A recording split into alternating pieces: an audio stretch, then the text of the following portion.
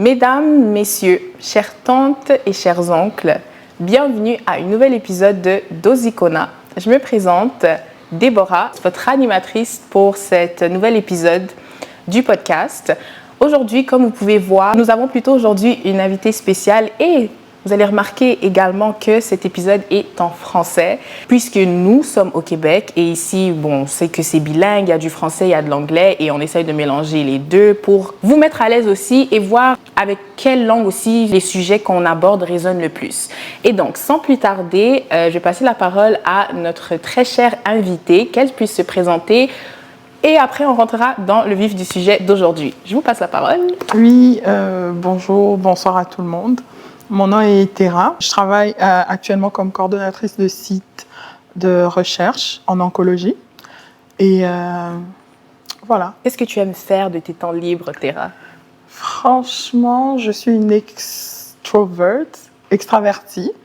Mais pendant mon temps libre, j'aime vraiment chill seule. Parce que je rencontre plein de gens avec le travail que je fais. Quand j'ai du temps, chill. C'est très normal, je trouve, Exactement. d'aimer passer du temps seul. Exactement. Parce qu'après un moment, passer des longues journées tout le temps à parler à des gens ou même travailler dans le service à la clientèle. Toute la journée, tu réponds à des questions et après, tu es fatigué. Tu n'as pas envie de rentrer à la maison et encore développer sur des sujets. Donc, ouais, c'est compréhensible. Merci pour cette introduction. Donc, aujourd'hui, nous avons Tera qui s'est présentée et on va parler d'un sujet qui, je crois bien, touche une grande partie de notre démographie qui est la diaspora africaine, notre clientèle cible. Aujourd'hui, en fait, on veut développer sur tout ce qui concerne le processus d'immigration et on a trouvé que Tera était la candidate parfaite parce qu'elle-même est en fait quelqu'un qui a dû passer au travers le processus d'immigration pour venir ici, étudier, travailler, etc. On va rentrer dans les détails plus tard. Et en fait, j'aimerais juste dire ça pour faire une petite différence dans le sens où moi, je ne suis pas née ici. Je suis venue ici, mais j'étais venue à un très jeune âge. Et donc, venir ici au Canada à un jeune âge pour venir étudier, c'est vraiment pas la même chose que venir étant plus âgé ici au Canada. Parce que moi, j'arrive peut-être à 4 ans, je fais la maternelle, le primaire, alors que toi ou d'autres personnes, vous arrivez pour les études supérieures, et ça, c'est le mot-clé. On va vraiment parler des études supérieures. Les cours ne sont pas les mêmes, les réalités ne sont pas les mêmes. Tu es déjà une adulte avec tes propres valeurs, des problèmes. Et responsabilité. Et gros mot-clé aussi, responsabilité. Donc, c'est vraiment différent. Donc, on va vraiment plus être axé sur les processus d'immigration venant ici. Pour les études, on va parler des études supérieures et pour le travail, ce sera le travail, ça peut être en tant qu'étudiant, mais toujours au niveau des études supérieures. Et donc, ton expérience, elle était comment dès le début? On va vraiment backtrack jusqu'au... Tu es là, tu viens de quel pays juste pour que... Du Congo, je viens de Congo-Kinshasa, plus 243. Plus 243. Toujours. Faut pas oublier. Faut pas oublier. Donc, backtrack jusqu'à ce moment-là où tu étais au Congo et tu a décidé d'entreprendre ces démarches pour venir ici au Canada. Comment est-ce que ça s'est déroulé pour toi? OK. Tout d'abord, je vais mettre dans le contexte, c'est que c'est sûr que ce que je vais dire va concerner une partie de votre audience, mais pas que. Mais moi, en voulant venir ici, c'est que j'avais déjà été dans d'autres pays, mais je voulais aller quelque part où j'ai jamais été et puis que je ne trouverais pas des gens avec qui je suis habituée parce que je suis beaucoup famille aussi, mais à un moment donné, tu veux juste sortir de ce cocon-là. Donc, j'ai fait le choix du Canada parce qu'il y avait des gens que je connaissais qui étaient ici et puis je me suis dit que je vienne. Mais je n'avais pas vraiment connaissance du Canada, En fait, c'est difficile que je te dise pourquoi j'ai fait le choix du Canada. C'était juste comme, OK, il y a une option, États-Unis, anglais, je suis pas très bonne en anglais, OK. Alternative, c'est le Canada. Donc, c'est comme ça que j'ai décidé de venir. Mais j'étais pas assez cultivée sur tout ce qui était processus d'immigration. Et de mon côté, tout ce que je connaissais, c'était comme venir au Canada, tu peux aller pour étudier. Donc, je ne savais pas qu'il y avait d'autres branches que j'ai dû apprendre ici, par exemple. Donc, comme j'ai d'autres branches, ce serait quoi exactement? Ça serait, tu peux venir au Canada en tant que travailleur, tu peux venir ici en regroupement familial si tu as un conjoint ou tu as de la famille ici. Encore, tu peux venir en tant que... il y a des réfugiés aussi. Il y a plusieurs pathways. Donc, c'est un peu ça. Donc, quand j'ai décidé de venir, je me suis dit, OK, comme j'aimais les études aussi, je voulais venir. J'ai un background de médecine dentaire, so je voulais faire une branche qui me permettrait de faire santé publique à la fin. Donc, j'ai fait mes démarches et c'était vraiment... Très sincèrement, c'est juste ce côté-là où je suis assez advenante et puis je n'aime pas dépendre des gens. Et du coup, j'ai dû faire des recherches juste comme ça. Et je connaissais quelqu'un aussi qui était au Canada. Donc, si j'avais une question ou quelque chose où j'étais bloquée, je lui posais la question parce qu'on n'a pas le même vocabulaire. C'est vrai qu'on est au Canada, on est au Québec, on dit qu'on est bilingue, mais le québécois et le français, c'est pas la même chose. Bon, on va pas dire le québécois et le français, mais plutôt peut-être le français du Québec et le français... Parce qu'au Congo, c'est plus français belge. Oui, mais en même temps, ici, c'est pas vraiment le français, c'est le québécois. Donc, c'était ça. Et ensuite, j'ai fait mes démarches seule. J'ai fait les paiements et j'ai obtenu mon inscription. Ensuite, j'ai suivi les étapes. J'ai eu mon visa et j'ai fait toutes les démarches seule. Quand j'ai eu mon visa, la prochaine étape, c'était de venir. Donc, je suis arrivée ici. Donc, déjà là, j'entends que tu savais déjà ce que tu voulais faire. Tu avais déjà un doctorat. Tu avais déjà un bac, un doctorat? L'équivalent, c'est doctorat de premier cycle. OK. Tu avais déjà un doctorat de premier cycle. Tu savais où est-ce que tu voulais aller. Même les langues, en fait, ça t'a même permis de faire un choix spécifique parce que tu savais, il y avait... L'anglais, ce n'était pas nécessairement ta langue la plus forte, etc. Donc, je vois que c'est quand même clair pour toi. Pour la plupart des gens qui veulent faire ce processus, je me demande aussi, est-ce que c'est aussi clair pour eux quand ils veulent faire ce cheminement, ou est-ce que c'est plus une décision peut-être d'un coup de tête, genre je veux expérimenter autre chose, je veux aller en dehors de du milieu où j'ai grandi et peu importe où je vais, j'irai, ou est-ce que c'est vraiment plus habituellement un choix lié au choix d'études, au choix de carrière? Je pense... Quand je regarde vraiment, je vais parler de mon expérience, de mon entourage, de ceux qui étaient à côté de moi, je pense que la plupart, c'est vraiment le fait de voir qu'il y a l'herbe est plus verte ailleurs. Parce que quand tu regardes l'appréhension, l'appréhension qu'on a du Canada, c'est comme la terre promise. C'est là où tout va mieux aller, là où tout va bien aller. Je vais dire... l'avantage ou le désavantage, je dirais, de mon côté, c'était parce que j'avais quand même fait d'autres pays que le Canada. Donc, je savais un peu à quoi ça ressemblait quand tu n'es pas chez toi. Donc, on va dire, je n'étais pas vraiment impressionnée en arrivant ici. J'étais un peu déçue aussi, on va dire. Mais on va parler des options. Ça, c'est une autre... topic. Mais c'est plus la publicité ou bien l'image que le Canada a à l'extérieur du pays, genre à l'extérieur d'ici. Ceux qui sont ici ont une autre vision et ceux qui sont à l'extérieur idolâtrent le Canada. Et je pense que ça serait bien si ceux qui sont ici informaient quand même suffisamment ceux qui sont de l'autre côté. Mais pas que sur les côtés négatifs, parce que, comme je le dis, chaque expérience est particulière. C'est juste d'essayer d'orienter les gens. Et de ça, si je peux ressortir comme un conseil, ça serait, est-ce que tu viens au Canada parce que tu as un objectif de rester pour un long terme, ou c'est juste, je sais pas, c'est quoi ton objectif premier, pourquoi tu viens? Si, par exemple, tu viens pour les études, moi, je viens de l'Afrique centrale, le Congo. Nous, en Afrique centrale, c'est comme les grandes études. On va dire droit, médecine. Ouais. Et c'est que des grandes études. Si tu dis, par exemple, je vais faire du théâtre, les parents vont... Ça passe pas. Vont t'étrangler, ils vont te tuer. Et si tu dis, par exemple, je vais aller au Canada pour faire du théâtre, ils sont comme... On va investir de l'argent dans ton éducation pour que toi, tu ailles sur la scène nous faire quoi? Exactement. Et c'est irréaliste.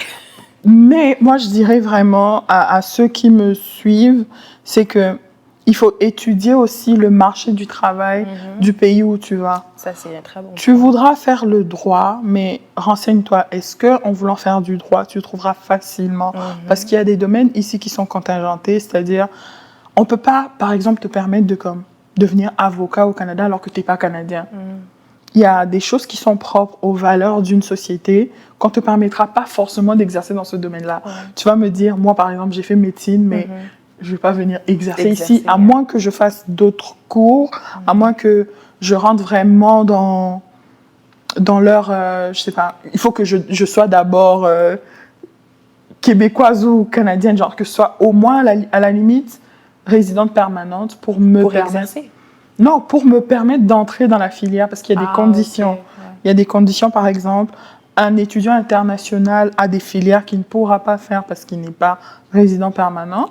Et un résident permanent aura aussi certaines limites par rapport à son diplôme à cause des ententes aussi internationales. Et puis, c'est comme la science évolue. C'est sûr qu'on n'a pas les mêmes évolutions en termes de technologie et de science et tout ça. Il faut se mettre à jour. Oui. Donc, le conseil que moi, je dirais à un étudiant qui veut venir, ça serait vraiment d'étudier le marché du travail, être sûr que ce que je veux aller faire au Canada va produire quelque chose. Si tu vas juste pour apprendre et revenir chez toi pour investir, moi, je suis d'accord. Si tu veux faire droit, tu veux faire médecine ou quoi que ce soit, go ahead. Mais si tu as un projet pour rester au Canada, c'est quand même... Prends quelque chose qui va dans tes valeurs, qui te convient, mais aussi qui va te permettre de trouver du travail. Parce que ça ne sert à rien d'avoir 2 maîtrises en gestion de projet, par exemple. Tu n'as aucune expérience québécoise, tu vas rester à la maison avec tes 2 maîtrises. Ça, je pense que c'est vraiment un bon point que tu as mentionné parce qu'il y a chaque fois que j'ai des discussions sur les études avec des étudiants internationaux, ils ne mentionnent jamais en fait cet aspect-là du fait que tu viens étudier une certaine filière, mais ça ne veut pas nécessairement dire que tu pourras exercer parce que tu n'auras pas nécessairement la résidence ou la citoyenneté. Donc, ça, c'est vraiment un bon point. Tu as mentionné quelque chose lorsque tu venais juste de débuter sur le sujet avant qu'on rentre dans les spécificités des caractéristiques pour exercer dans un certain domaine ici en tant qu'étudiant international. Il y a une phrase qui m'a tiqué, c'était...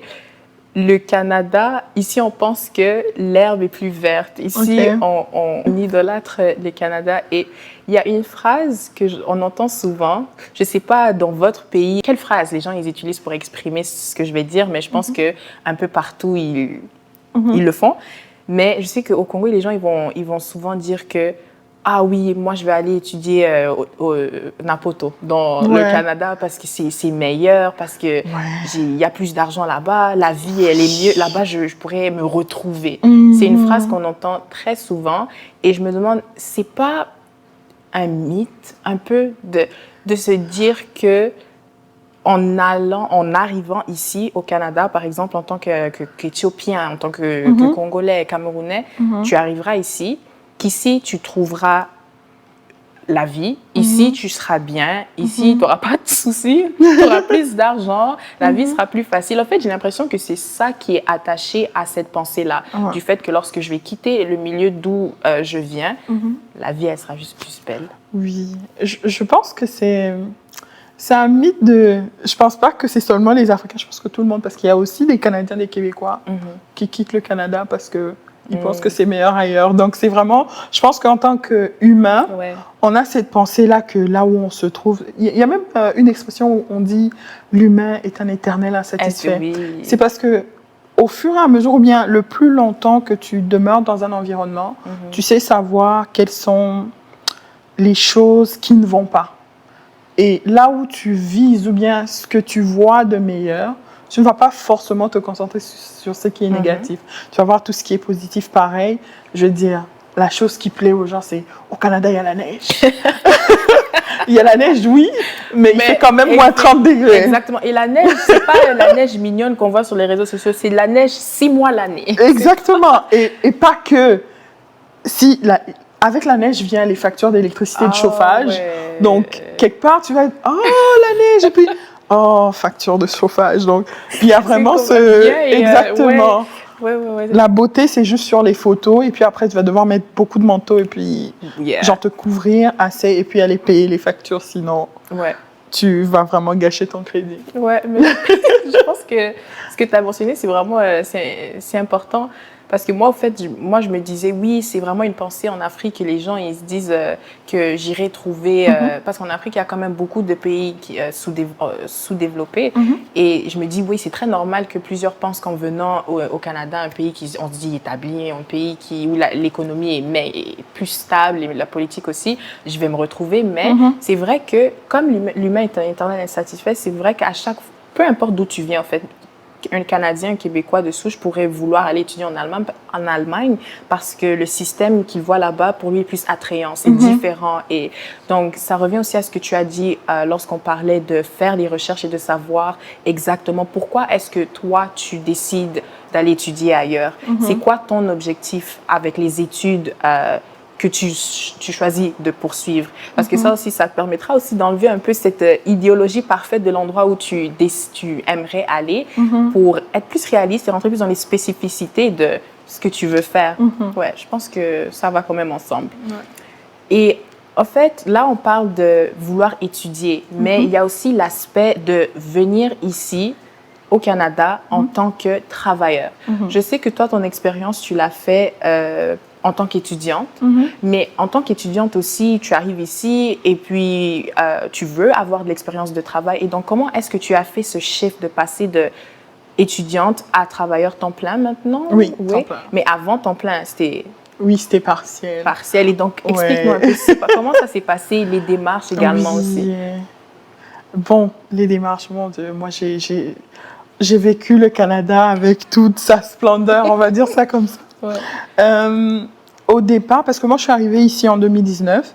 Avant, quand tu venais en tant qu'étudiant international, tu faisais 2 ans d'année académique, genre universitaire, et tu avais la possibilité de devenir résidente permanente en étant étudiant.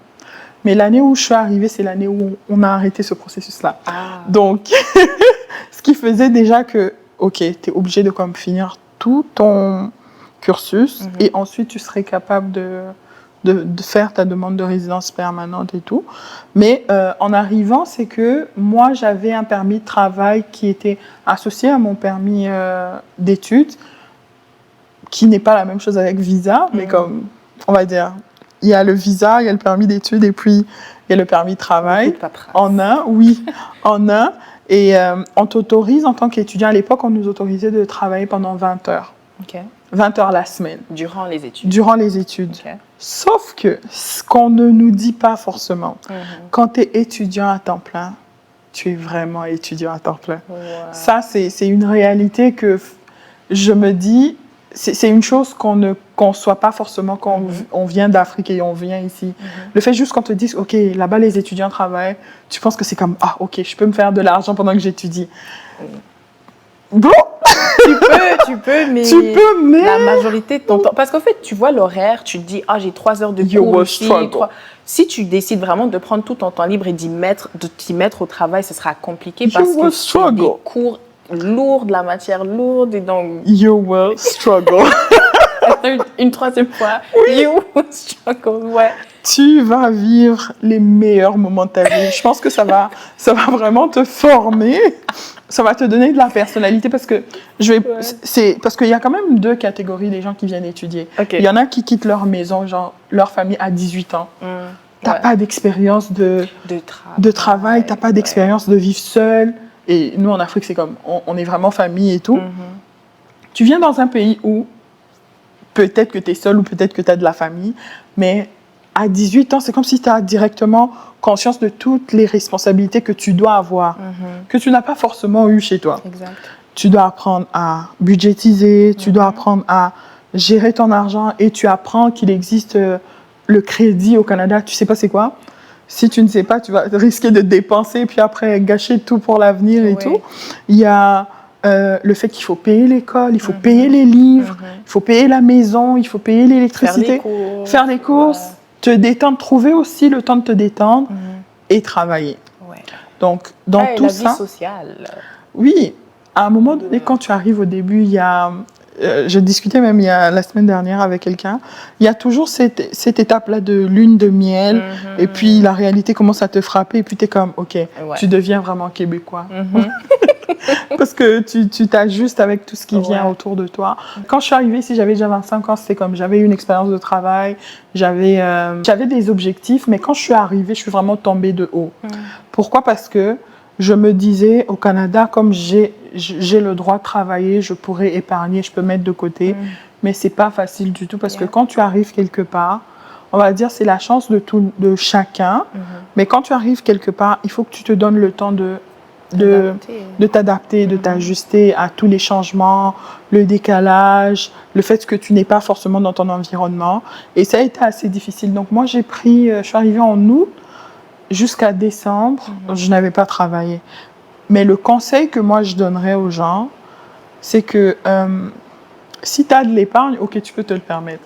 Si tu n'as pas d'épargne, vraiment, dès que tu as ton permis de travail ou bien ton permis d'études, commence déjà à chercher du travail, même déjà en étant chez toi là-bas, parce que ce n'est pas souvent facile de trouver de l'emploi, surtout si tu n'as pas d'expérience canadienne. Donc, c'est un peu ça. De ce que j'entends, il y a vraiment beaucoup à prendre en compte lorsque tu décides de venir ici en tant qu'étudiant, mais aussi avoir des objectifs. Il y a la réalité, ce qui vient avec l'épargne et tout ce qui est dans les finances, en fait, c'est pas la même chose. Et ici, il faut que tu t'adaptes encore. Et quand on parle de s'adapter, en fait, j'aimerais juste qu'on touche à quelques défis qui sont expérimentés en tant qu'étudiant, en tant que travailleur ici au Canada, venant d'ailleurs. Un des défis que je pense peut-être la jeunesse expérimente un peu plus, ce serait la solitude. Comme tu as mentionné, en Afrique, c'est plus orienté vers la famille. Tout le monde a un peu plus de temps pour passer du temps avec tout le monde. Tu sors souvent, tu vois la famille, tu vois tes amis. Et en fait, tu ne travailles pas nécessairement autant en tant que peut-être jeune de 18, 16. Tu ne travailles pas nécessairement encore. Et en arrivant ici, tu vas aux études à temps plein, tu arrives ici, tu as les responsabilités, tu commences à avoir certaines responsabilités financières, tu dois travailler et donc ton emploi du temps devient de plus en plus chargé. Ce qui veut dire que le temps de qualité que tu avais avec des gens avant, tu ne l'as plus nécessairement. Exactement. Et tu commences à expérimenter une solitude. Et je parlais à une connaissance aussi récemment qui a fait cette transition, venir étudier ici au Canada et elle me parlait comment elle trouvait au fait qu'ici, les gens, ils étaient vraiment dépressifs, ils n'avaient pas la joie de vivre et elle le voyait, en fait, parce qu'elle commençait à le ressentir parce qu'elle n'avait plus, au fait, ce contact humain avec les gens comme elle l'avait avant. Et en fait, j'aimerais juste qu'on parle de ça. Est-ce que c'est quelque chose que toi, tu as expérimenté ou dans ton entourage, est-ce que c'est quelque chose que tu as entendu beaucoup? Celui qui n'a pas expérimenté la solitude au Canada, en immigrant, je veux dire, a eu beaucoup de chance, en tout cas. Personnellement, je l'ai vécu. Pourquoi? Parce que déjà, en quittant, il y avait une situation particulière qui faisait que je n'étais pas forcément bien dans ma peau en venant. Et on va dire, d'août à décembre, il y avait quand même les débuts du corona. Donc, il y avait quand même ce côté où on commençait déjà à s'isoler petit à petit. Et puis, il faut se dire que quand je suis arrivée en août, c'était comme directement les cours. Il faut que tu apprennes à connaître des gens. Et j'ai personne ici, on va dire. Et oui, c'est quelque chose que tu développes parce que déjà, tu viens d'un pays où c'est pas le même fuseau horaire. T'as soit minimum, c'est 5 heures de différence d'heure. Donc, quand tu te réveilles le matin pour aller au cours, c'est quand eux sont déjà à midi. Donc, quand tu finis peut-être à 16 heures, eux sont déjà à 22 heures, peut-être 23 heures, et ils veulent dormir. Donc, forcément, tu le vivras. Et moi, je l'ai vécu. Et c'est là, je te dis, c'est même là que j'ai compris que j'avais quand même besoin de ce temps-là seul aussi. La solitude, c'est bien et c'est pas bien en même temps, surtout si tu es beaucoup famille. Mais c'est bien pour te permettre de te connaître toi-même. Moi, je dirais que c'est vraiment... Il y a les deux côtés. Oui, il faut passer par ça. Oui, faudrait aussi apprendre à ne pas dramatiser. Parce que souvent, quand on est seul, on réfléchit trop. On se pose des questions qu'il ne faut pas souvent. Et c'est ça qui emmène et qui conduit à la dépression. Je ne suis pas d'accord avec ceux qui disent que venir au Canada, tu vas forcément vivre une période de dépression. Mais c'est juste le changement. toute nouvelle chose emmène un moment où tu stresses, tu te poses des questions si réellement c'est... Le changement, c'est ça. Exactement. Donc, moi, je dirais à toute personne qui pense que forcément, si tu viens au Canada, tu auras la dépression. Pas vraiment. Il suffit juste de sortir un peu de ta zone de confort. Forcément, tu vas te créer des liens. Il y en a qui, quand ils arrivent directement, ils sont entourés, ils ont beaucoup d'amis. Il y a d'autres aussi qui sont un peu moins extravertis, vont peut-être attendre que les gens viennent vers eux, qui vont vivre encore cette solitude un peu plus de façon accentuée. Mais moi, si j'aurais même un conseil par rapport à ça, c'est ceux qui sont de nature peut-être solitaire, ils arrivent ici, c'est sûr que ce sera... Tu vas expérimenter, c'est comme elle a dit, c'est pas nécessairement la dépression, mais de sentir peut-être un certain vide parce que tu seras loin de ta famille, tes amis, ce que tu connais. Et en fait, c'est en allant à l'école, c'est vraiment de ne pas se fermer aux gens qui sont autour de toi, tes camarades de classe, tes enseignants, s'il y a peut-être des séances de reprise, des activités parascolaires, peu importe. Essaye de t'investir juste un tout petit peu parce que c'est comme ça que tu crées un peu, tu te crées comme un support system, un système de soutien. Oui. Un système de soutien. Que ce soit par rapport au cours, lorsque tu auras besoin des questions, lorsque tu auras des questions par rapport à la matière, tu sauras vers qui aller pour poser tes questions et te mettre aussi à jour si peut-être il y aura des événements qui se font dans la communauté, tu seras au courant et ça permettra aussi que tu auras le choix bien sûr de vouloir y participer ou non, mais tu ne seras pas totalement seul. Il faut que tu te mettes tes dispositions pour te créer en fait ce système de support pour ne pas vraiment sombrer dans ce qu'on ne veut pas, qui serait peut-être la dépression. Donc, ça, c'est un des défis. Un autre défi auquel je pense, au fait, c'est lié au fait aux finances, parce qu'on a beaucoup parlé du fait que tu arrives ici, tu as plusieurs responsabilités, que ce soit dans les courses, l'électricité, etc.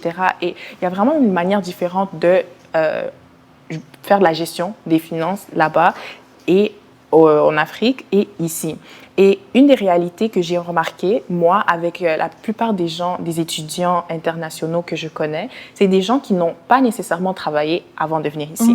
Et donc, tu arrives ici et tu n'as jamais travaillé. Et puis, c'est peut-être des gens qui sont habitués à ce que les parents peut-être prennent la majorité des choses en charge. Et donc, ça peut être un défi, en fait, d'être un peu... C'est pas laissé à soi-même, mais tu dois apprendre réellement à faire de la gestion des choses et tu commences à voir les choses, ils coûtent combien réellement, comment l'argent, ça part vite. Est-ce que toi, c'est quelque chose que tu as pu expérimenter? À quel degré? OK. Je ne l'ai pas... Je l'ai expérimenté, mais pas au même niveau, peut-être avec ceux qui sont arrivés ici sans avoir d'expérience de travail. Mais je dirais, le gros problème avec notre communauté, on n'a pas d'éducation financière. Ça, c'est à tous les niveaux. Je veux dire, qu'on soit au pays ou qu'on soit au Canada, on n'a pas cette éducation-là. Ce qui fait que, je vais donner un exemple simple. Au pays, tu vas aller à l'école, le matin, les parents vont te dire, OK, je donne un exemple, tu as 2000 francs, tu gères pour la journée. Tu ne regardes pas demain, tu ne regardes pas le jour d'avant. On te donne pour la journée, c'est bon. Mais ici, chaque chose que tu fais, tu dois budgétiser, tu dois calculer. Et c'est ce choc-là que je pense qui peut déstabiliser ou qui peut rendre, je veux dire, la plupart... Il y a deux catégories. Il y a des catégories des étudiants que les parents envoient, ils se disent « Ok, on a fait l'effort, on a tout fait pour t'envoyer, va te débrouiller. » Donc, ces personnes-là, maintenant, commencent à se rendre compte de ce que ça demande de se prendre en charge. C'est stressant. Pour ces personnes-là, la plupart ils travaillent beaucoup, ils mettent de côté et ça devient vraiment une pression. Et de l'autre côté, il y a ceux qui... Like, I don't care, I spend money. Genre, dès qu'ils trouvent un travail, ils ont un petit argent, tu vas les voir avec des griffes, des marques. Ils sont là, je ne vais pas citer les marques, mais vous connaissez des sacs, des sorties, les concerts tout le temps, parce qu'ils n'avaient pas cette éducation financière et le contexte dans lequel ils sont venus ne leur permet même pas de se rendre compte qu'ils sont en train, en fait, de ne rien apprendre en termes de budgétisation. Je pense que j'ai répondu à ta question. Très bien, très bien. Ouais. Et donc, de toute la conversation, vraiment, si je peux une chose que moi j'ai retenue et que je pourrais vous dire à vous qui nous regardent aujourd'hui, c'est peu importe où tu décides d'aller, il y aura des défis. Ce ne sera pas facile. La terre ne sera, l'herbe ne sera pas nécessairement plus verte où tu décides d'aller, mais c'est un processus et tu sortiras de là forcément avec des compétences, plus de connaissances et avec un caractère vraiment, ton caractère forgé et prêt à attaquer de nouvelles réalités également. Exactement. Et donc, merci beaucoup, Terra, pour le temps que tu nous as donné aujourd'hui de venir parler de ton expérience. On espère réellement que ce qu'elle a dit, ce qu'elle a partagé aujourd'hui résonne avec plusieurs d'entre vous. Il y a également des ressources qu'on aimerait partager avec notre audience. On les mettra toutes dans la barre d'informations pour que vous puissiez y jeter un coup d'œil et voir en fait si c'est des ressources qui sont adaptées à votre situation, mais qui facilitera aussi votre processus d'immigration. Si vous êtes en processus d'immigration, si vous êtes déjà ici, peut-être de faciliter votre réorientation dans un autre domaine d'études, ou peu importe la situation. Ou juste l'intégration. Ou juste l'intégration. Nous vous disons au revoir et à la prochaine. Bye!